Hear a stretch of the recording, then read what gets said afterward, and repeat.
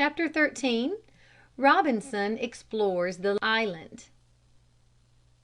After Robinson made his hunting bag, he was anxious to set off on a journey of exploring the island. So he arose very early the next morning. "Before it is hot," thought he, "I will be quite a distance on my journey." He ate a couple of bananas, scooped up a few handfuls of water from the spring, stuck a few ears of corn in his hunting bag, took his stick in his hand, and went forth. As he left his cave, the thought struck him, "What if I could not find my cave again? How can I manage so that I can come back to it? I will go away in one direction and return the same way, but suppose I were to lose the way?" Then he noticed his shadow pointing like a great finger from the sea toward the land. He could direct himself by that. He kept his shadow in front of him. He had noticed, too, that the wind always blew north of the point where the sun rose. This helped him, but sometimes the wind would die down. He had to climb over many rocks and pierce many thickets.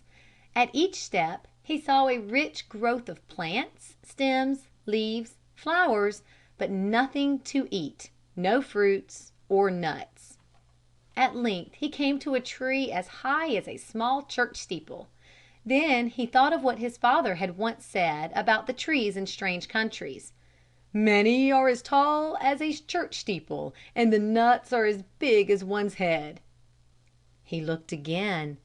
Yes, there they hung among the leaves, concealed high above in the crown.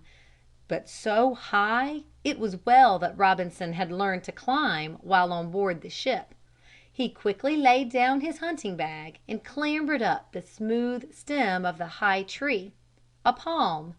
He picked off a nut and threw it down, then several more, and climbed down again. But the nuts were very hard. How should he open them? He had brought along his sharp stone with which he had stripped off the inner bark.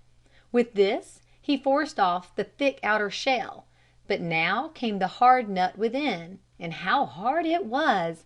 Striking it was of no use. Then he threw a great stone on the nut. The shell was crushed and a snow white kernel lay before him.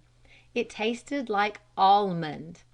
With astonishment Robinson saw in the middle of the nut a large empty space which must have been filled with fluid as the inside was wet. He wished that he had the juice to drink, for he was very thirsty. With this in view he examined another and riper nut, and the outside came off more easily. But how could he break it and at the same time save the juice? He studied the hull of the cocoanut on all sides. At the end were three little hollows.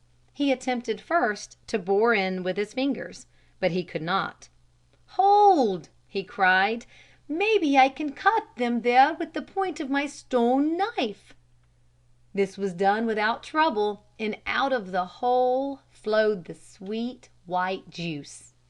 Robinson put a couple of nuts in his hunting bag, and also the shells from the broken nuts.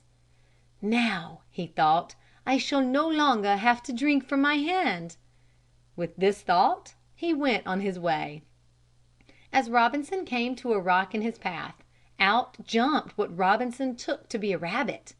He ran after him to catch him, but the rabbit was much the swifter. So Robinson hastened home, but before he reached it the stars were shining with their lustrous light. Tired, Robinson stretched his limbs on the bed of grass and leaves and slept soundly. Chapter 14. Robinson Explores the Island.